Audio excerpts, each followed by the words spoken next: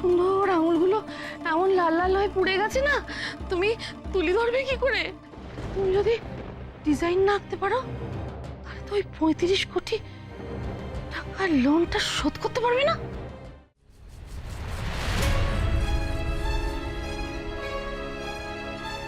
রাধা রান্নাঘরে ভোগ রান্না করছে।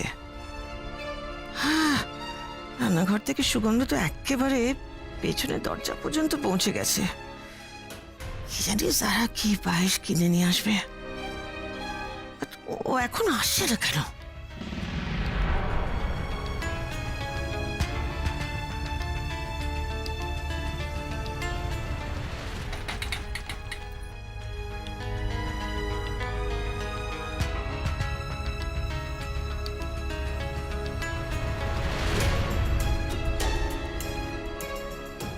টানটারান, কলকাতার বেস্ট শেফের কাছ থেকে বানিয়ে আনা পায়েস, বুঝলে?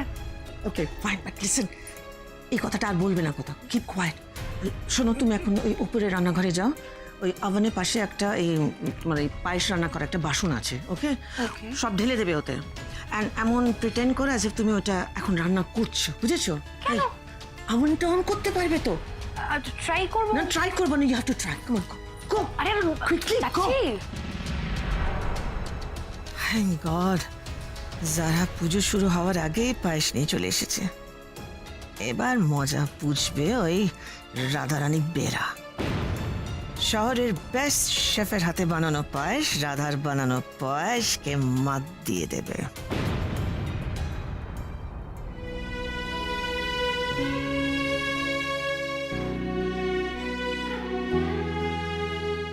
পায়েসটা হয়ে গেছে, কিন্তু আমার হাতটা তো খুব জ্বালা করছে। এখনো কত কাজ বাকি, পুজো বাকি। পুজোর জোগাড় করতে হবে, ফল কাটতে হবে, সিন্নি মাখতে হবে। হাত জ্বালা করছে বললে তো হবে না। একটু মলম লাগালে খুব ভালো হতো, কিন্তু মলম তো সেই কুমড়ামুখোর ঘরে। এখন কুমড়ামুখো যদি জানতে পারে আমার হাতটা পুড়েছে, তাহলে তো সব কাজ বন্ধ করে আমাকে বসিয়ে দেবে। কি যে করি। হ্যাঁ, আমি বরং যাই, লুকিয়ে লুকিয়ে গিয়ে মলমটা নিয়ে চলে আসি।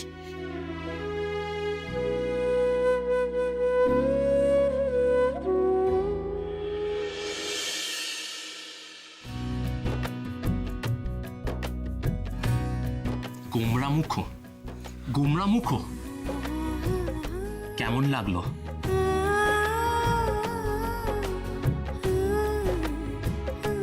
তুমি কি ভেবেছিলে তুমি কৃষ ব্যানার্জির মুখে রং লাগিয়ে জিতে যাবে? হ্যাঁ, কি হলো? এখন যখন হেরে গেছো তখন মুখ নিচু করে রেখেছো। দেখি একটু মুখটা দেখি।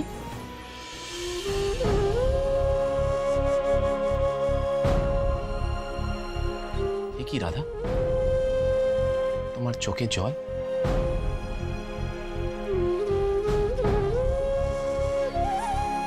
কি হলো রাধা, তুমি কাঁদছো কেন? আমি এমন কি করলাম যে তুমি কাঁদছো?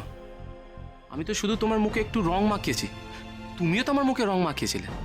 আচ্ছা ঠিক আছে, তোমার পছন্দ না হলে আমি নেক্সট টাইম থেকে তোমায় রং মাখাবো না। I am sorry, I am sorry for everything, I am sorry. আপনি কেন সরি বলছেন কুমড়ামুখো? আমি আমি ওই জন্য কাঁদিনি।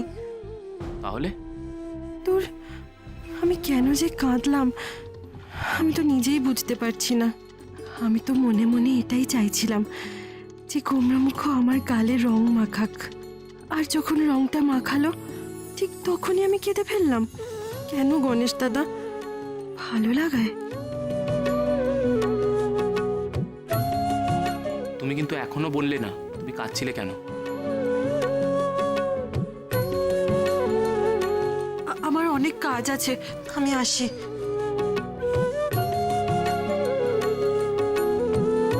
দাঁড়াও,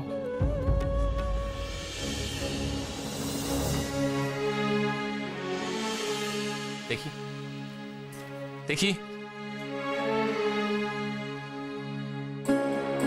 এই মলমটা পুড়ে গেলে লাগায় না? কোথায় পুড়েছে তোমার? সেই জন্য তুমি কাঁদছো? না না, আমার কিচ্ছু হয়নি। কোথায় পুড়েছে তোমার? না না,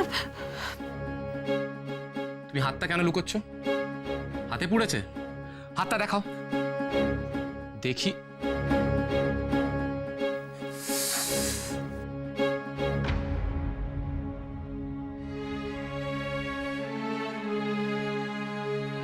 তো অনেকটা পুড়ে গেছে, But এত পুড়লো কি করে? ও আমার কিচ্ছু হবে না, আপনি ছেড়ে দিন। বাজে কথা না বলে আগে পুড়েছে কি করে সেটা বলো। ওই পায়েস রান্না করতে গিয়ে। রাধা, তুমি এতটা কেয়ারলেস কি করে হলে?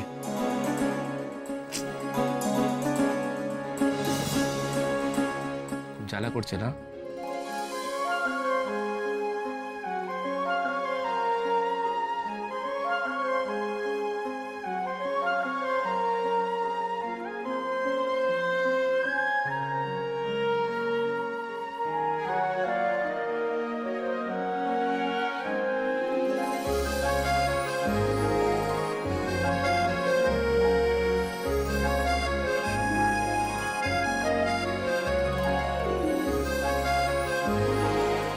শোনো রাধা, এখন আর নিচে যাওয়ার কোনো দরকার নেই, তুমি বরঞ্চ এখানেই রেস্ট নাও। তা বললে কি চলে? আমার তো নিচে পুজোর সব কাজ বাকি রয়েছে। বাট রাধা, এই অবস্থায় কাজ করতে গিয়ে আবার যদি হাতে লাগে তাহলে?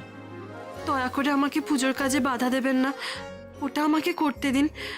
আর ঠাম্মি আপনার নামে মানত করে পুজো দিয়েছেন। আমি জানি আপনার সিঁড়ি দিয়ে নামতে খুব কষ্ট হবে, তাও যদি একটু কষ্ট করে পুজোয় থাকেন তাহলে সবার খুব ভালো লাগবে। নিজেই এত যন্ত্রণার মধ্যেও তাও তুমি সবার ভালো লাগার কথা ভেবে যাচ্ছ রাধা।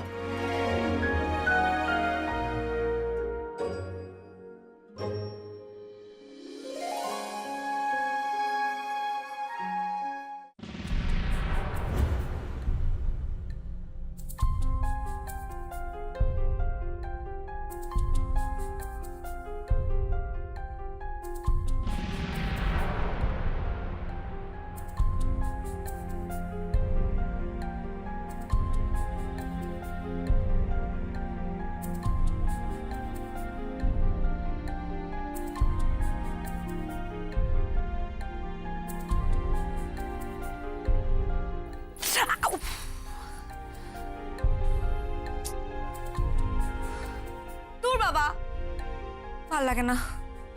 আমাকে এটা কি এখানে ঢেলে রান্না করছি আজিব দেখাতে হবে? গ্যাসই জ্বালাতে পারছি না আমি। একটা কাজ করি, আমি পায়েসটা বাটিতে ঢেলে দিই, দিয়ে নিচে নিয়ে চলে যাই, যা হবে পরে দেখা যাবে।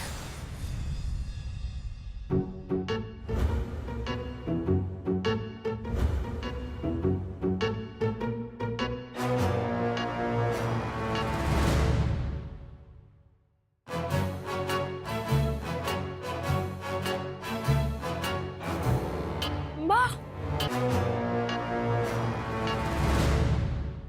দারুণ তো। এ পায়েসের ধারে কাছে রাধা যেতে পারবে না, নো ওয়ে। বাহ, পায়েস ঢালা কমপ্লিট। এবার এই জিনিসগুলো সদ্গতি করতে হবে।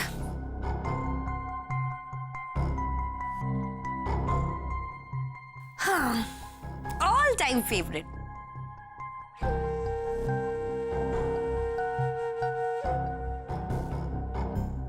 আরে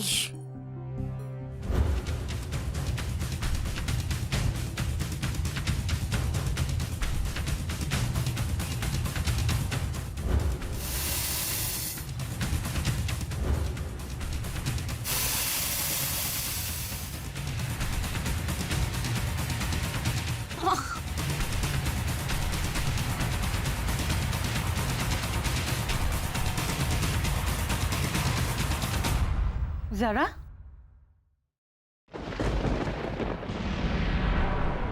শিউলি আন্টি হঠাৎ এখানে কেন এলো?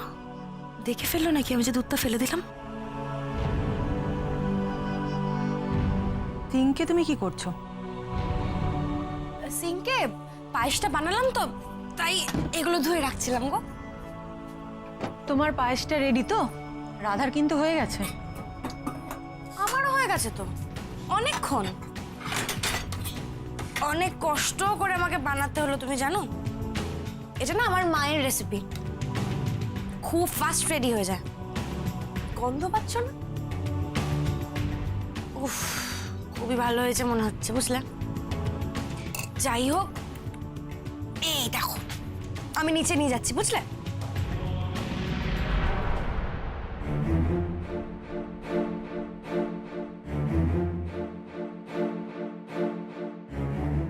যারা কখন এলো, কখন পায়েস রান্না করলো, কিচ্ছু তো বুঝতে পারছি না।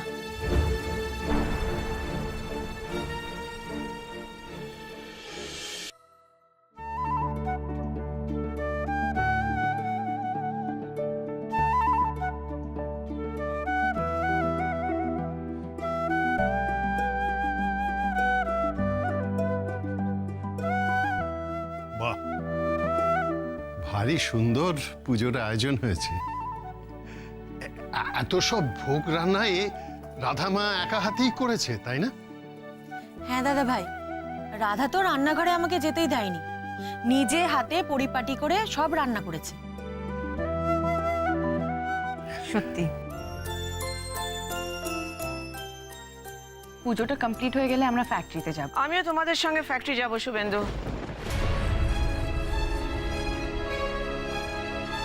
ফ্যাক্টরির ধুলো ধোঁয়া সকলের স্যুট করে না, তাই না কাকন? এটা কিন্তু তুমি একদম ঠিক বলেছো দাদা। আমি বলি কি, ওই ফ্যাক্টরির ধুলো ধোঁয়ার মধ্যে তোমাদের যাওয়ার দরকার নেই। আমি আছি, ঈশান আছে, সামনে নেব। মা, এবার পুজোর কাজটা শুরু করি। হ্যাঁ, সে তো করবে নি, কিন্তু ভোগের পায়েস তো এখনো এলো না। এই তো ঠাম্মি, ভোগের পায়েস চলে এসছে। এর মধ্যে একটা রাধা বানিয়েছে আর একটা আমি। কিন্তু রাধা কোথায় গেল? রাধাকে তো দেখতে পাচ্ছি না।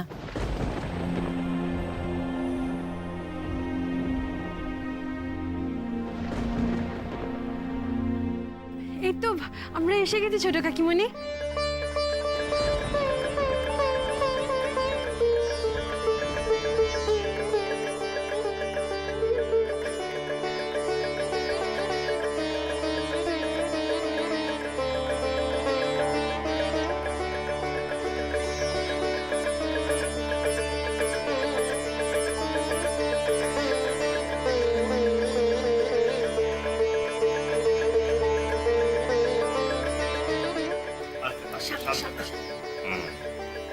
রাধা তুমি এখানে বসো।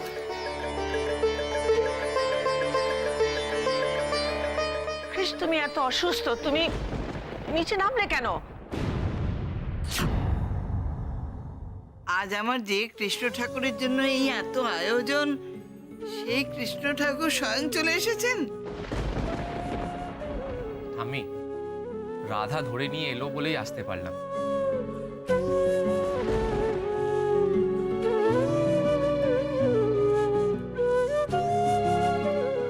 হ্যাঁ, এখন তো দাদা কৃষের একমাত্র অবলম্বন, মানে কৃষের লাঠি বলা যায়, বুঝলে দাদা?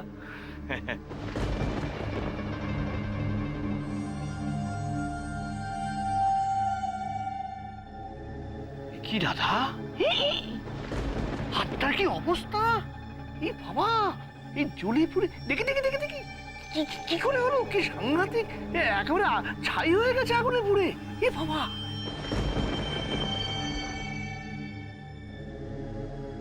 দেখে ইস, কি হাতটা এভাবে পুড়লো কি করে তোর? খুব যন্ত্রণা হচ্ছে রাধা। হ্যাঁ? এই রাধা, তুমি মলম লাগিয়েছো? নিশ্চয়ই লাগাওনি না? দাঁড়াও, আমি নিয়ে আসছি। তোমাদের কোনো চিন্তা করতে হবে না আমার হাতটা নিয়ে। উনি আমার হাতে মলম লাগিয়ে দিয়েছেন।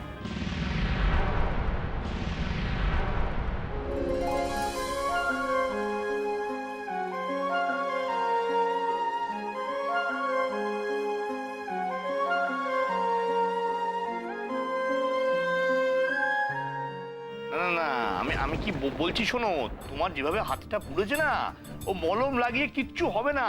হ্যাঁ, মানে 10-12 দিনের আগে এই হাত ঠিকই হবে না, ততদিন তো তুমি কোনো কাজই করতে পারবে না। মানে 10-12 দিন তোমার হাতটা একেবারে অকেজো, বুঝলে না কি? আর সবচেয়ে বড় কথা হচ্ছে এই যে তুমি বড় মুখ করে বললে যে 7 দিনের মধ্যে 35 কোটি টাকা ফিরিয়ে দেবে, তো এই তো হাতের অবস্থা কি করে দেবে?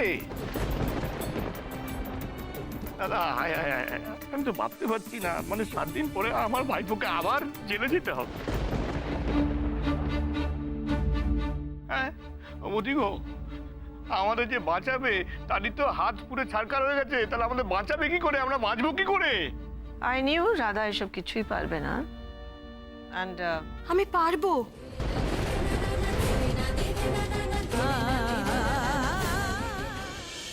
ছোটবেলায় আমি বাবাকে দেখেছি অসুস্থ শরীর নিয়ে ঝড় জলের মধ্যেও ওই কাপড়ের গাঁটরিটা মাথায় করে নিয়ে বাড়িতে বাড়িতে বিক্রি করতে যেত।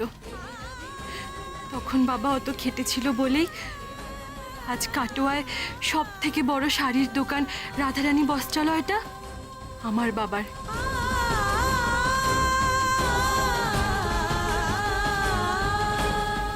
আমার বাবা আমাকে সবসময় বোঝায়, জীবনে যতই বাধা আসুক না কেন মনের জোর কখনো হারাবি না। আর আমার এই বাবা সবসময় আমার মনের জোর বাড়িয়েই চলেছে। তাই আমার হাত কেটে যাক, ভেঙে যাক, আমার মনোবল কেউ ভাঙতে পারবে না। আমি আমার এই পোড়া হাত নিয়েই প্রজেক্টটা করব, আর আমার দেওয়া কথাও আমি রাখবো। তোমরা দেখো।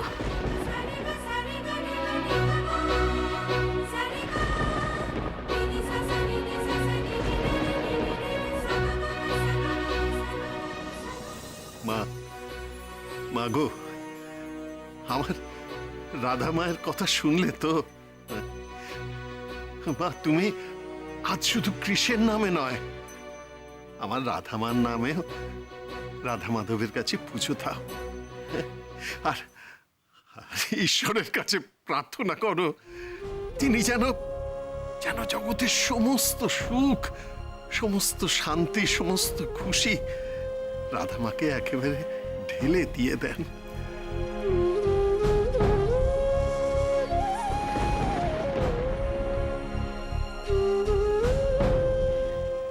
আয়োজন তো সব হয়ে গেছে, আমি তাহলে একটু ওখানে গিয়ে বসি। হ্যাঁ মা, আমি বসি। ঠাকুর মশাই নিন, পুজোটা শুরু করুন। আচ্ছা ঠিক আছে। পুজো শুরু করুন মানে? এরকম তো কথা ছিল না। আগে তো আমার বানানো পায়েস আর রাধার বানানো পায়েসটা টেস্ট করতে হবে, দেখতে হবে কার পায়েসটা সব থেকে বেশি ভালো হয়েছে। তারপর সেটা তো ঠাকুরকে ভোগ দেওয়া হবে, তারপর তো পুজো হবে, এরকমই তো বলা হয়েছিল।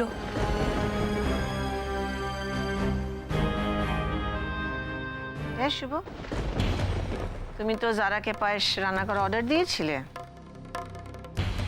আমা ডিসাইড করো তাড়াতাড়ি, টাইম ওয়েস্ট করো না। দাঁড়াও, একটা ভুল হয়েছে। ঠাকুরকে দেওয়ার আগে তো খেয়ে দেখতে পারবে না কোনটা ভালো হয়েছে? তাহলে কি করে বুঝবি শুভ? না না, উনি খেতেই পারেন, কারণ উনি তো বাড়ির কর্তা। তবে এইটা নয়, যদি আলাদা করে পায়েস তোলা থাকে সেটা উনি অবশ্যই খেতে পারেন। আমি তো রেখেছি। হ্যাঁ, আমিও তুলে রেখেছি, রান্নাঘরে আছে। ঠিক আছে, আমি গিয়ে নিয়ে আসছি তোমাদের বাটি দুটো। স্যার, এখান থেকে খেয়ে দেখুন।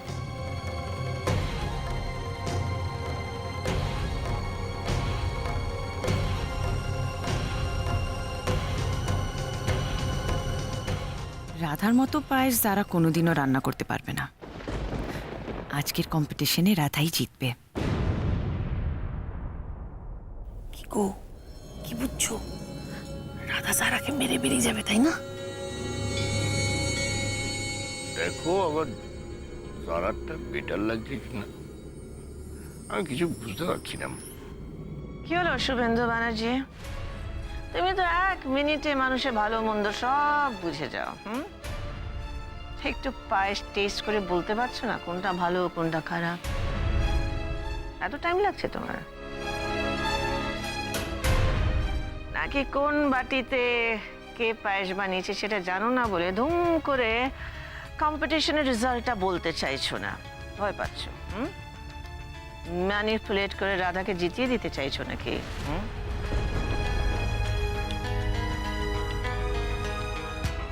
সবাইকে নিজের মতো ভাবাটা বোধহয় আমাদের কারোরই উচিত নয়।